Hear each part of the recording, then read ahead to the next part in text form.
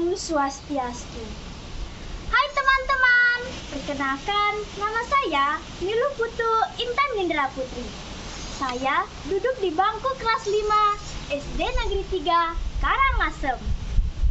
Nah, hari ini saya akan mengajak teman-teman semua mendengarkan dongeng yang berjudul Timun Mas. Berikut kisahnya. Pada suatu ketika, di sebuah desa hiduplah seorang perempuan janda yang sudah renta. Ia bernama Mbok Sarni. Mbok Sarni hidup sebatang kara. Ia telah lama ditinggal suaminya dan tidak memiliki seorang anak. Pada kenyataannya, Mbok Sarni sangat menginginkan kehadiran seorang anak untuk menemani keseharian dalam hidupnya dan membantunya bekerja. Ketika sore menjelang, Mbok Sarni pergi menuju hutan mencari kayu bakar yang akan ia jual dan ia gunakan sendiri untuk kebutuhan memasak. Di tengah perjalanan, Mbok Sarni bertemu dengan raksasa yang buruk rupa. Ukuran badannya begitu besar dan menyeramkan. Raksasa itu pun bertanya kepada Mbok Sarni. "Wahai perempuan tua, hendak kemana kamu?"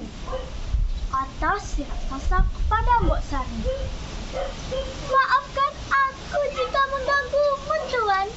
Aku hanya ingin mencari kayu bakar untuk kujual dan sisanya untuk kugunakan sendiri," jawab Mbok Sarni. Jawaban Mbok Sarni mengundang gelak tawa si raksasa besar itu. Lalu ia berkata, "Kau boleh saja pergi dari sini, asalkan kau berikan aku seorang anak manusia untuk kujadikan makananku," kata si raksasa kepada Mbok Sarni. "Aku hidup sebatang kara, Tuan. Aku tak memiliki seorang anak pun," jawab Mbok Sarni kepada raksasa. Waktu berlalu mengiringi obrolan ringan mereka. Mbok Sarni mengatakan bahwa dirinya tak memiliki seorang anak. Lalu raksasa memberikan sebuah benda aneh berupa biji mentimun kepada Mbok Sarni. "Wahai perempuan tua, kuberikan benda ini kepadamu. Tanamlah benda ini di sekitar halaman rumahmu. Lihat saja hasilnya, kau akan mendapatkan seorang anak," kata si raksasa kepada Mbok Sarni. "Sungguh, benarkah apa yang kukatakan itu, Tuan?" tanya Mbok Sarni terheran-heran. "Kau lakukan saja apa yang kuperintahkan kepadamu. Lihat saja hasilnya setelah 2 minggu berlalu. Tapi ingat, ketika kau telah memiliki anak dan genap berusia 6 tahun, serahkan kepadaku untuk menjadikan makananku," kata si raksasa kepada Mbok Sarni. Mbok Sarni pun menyanggupi kesepakatan antara dirinya dengan raksasa. Lalu ia pergi meninggalkan hutan itu. 2 minggu berlalu setelah Mbok Sarni melaksanakan perintah dari raksasa. Mentimun-mentimun yang ia tanam tumbuh dengan begitu lebatnya. Di antara mentimun-mentimun itu terdapat salah satu timun yang ukurannya sangat besar, melebihi ukuran mentimun-mentimun yang lainnya. Karena penasaran, Mbok Sarni memetik buah mentimun yang ukurannya lebih besar itu. Setelah ia membelah timun itu, betapa terkejutnya Mbok Sarni. Karena di dalam timun itu berisikan seorang bayi mungil yang sangat cantik. Bayi tersebut ia beri nama Timun Mas. Waktu berlalu dan perkembangan Timun Mas semakin terlihat. Ia semakin berkembang dan tumbuh besar. Mbok Sarni sangat senang dengan kehadiran Timun Mas. Kini ia tidak sendiri lagi karena ia telah memiliki anak.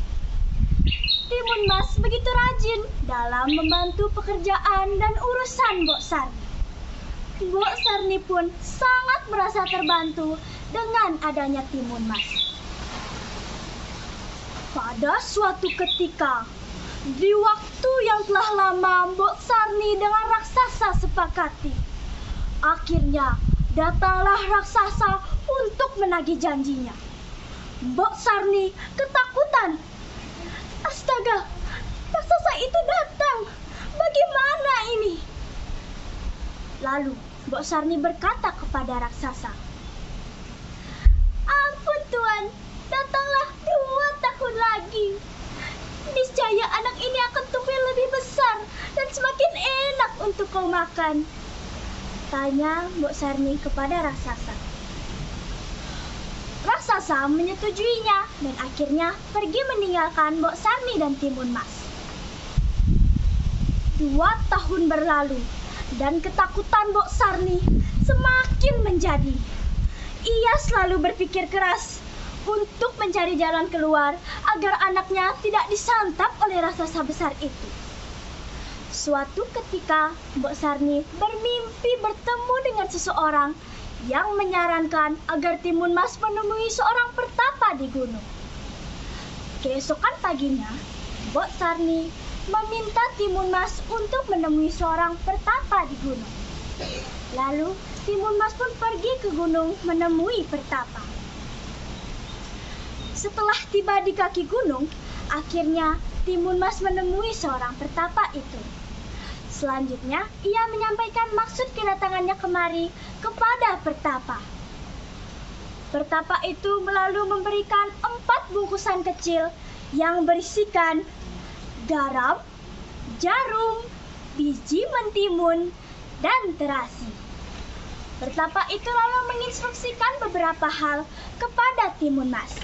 Dan Timun Mas pun mengikuti instruksi dari pertapa dan pergi pulang ke rumahnya. Di perjalanan pulang, Timun Mas bertemu dengan raksasa itu. Raksasa segera berlari mengejar Timun Mas. Dan Timun Mas pun segera mengeluarkan bungkusan pertama yang berisikan garam. Setelah garam-garam itu ditaburkan ke arah raksasa, keajaiban terjadi.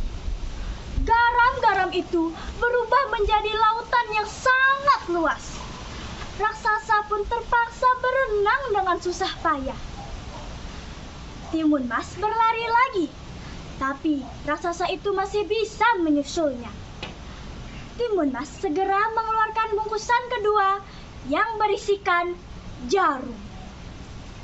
Setelah jarum-jarum itu ditebarkan ke arah raksasa, keajaiban terjadi lagi.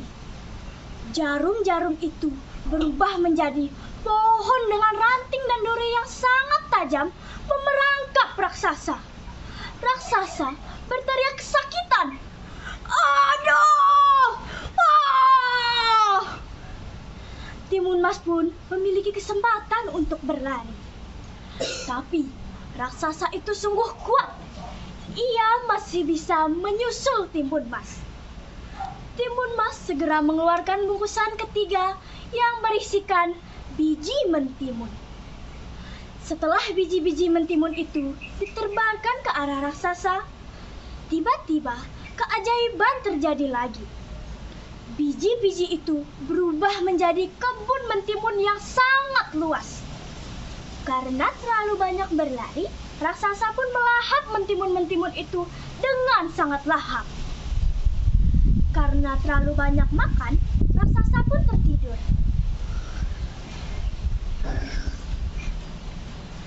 Timun Mas berlari lagi. Ia berlari sekuat tenaga. Tapi lama-kelamaan tenaganya habis. Lebih celaka lagi karena raksasa itu terbangun dari tidur. Timun Mas ketakutan. Astaga, raksasa itu terbangun dari tidurnya. Bagaimana ini? Aku harus mengeluarkan bungkusan terakhir yang berisikan terasi. Lalu Timun Timun Mas mengeluarkan terasi. Setelah terasi-terasi itu ditaburkan ke arah raksasa, keajaiban terjadi lagi.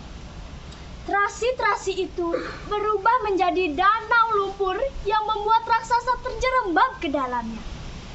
Tangannya hampir saja kena mengenai Timun Mas, tapi danau lumpur itu menariknya ke dasar. Timun Mas lega karena raksasa itu telah tenggelam. Timun Mas lalu pergi ke rumah orang tuanya dengan gembira. Setelah sampai di rumah, Mbok Sarni sangat senang melihat Timun Mas selamat. Mbok Sarni pun menyambutnya dengan gembira.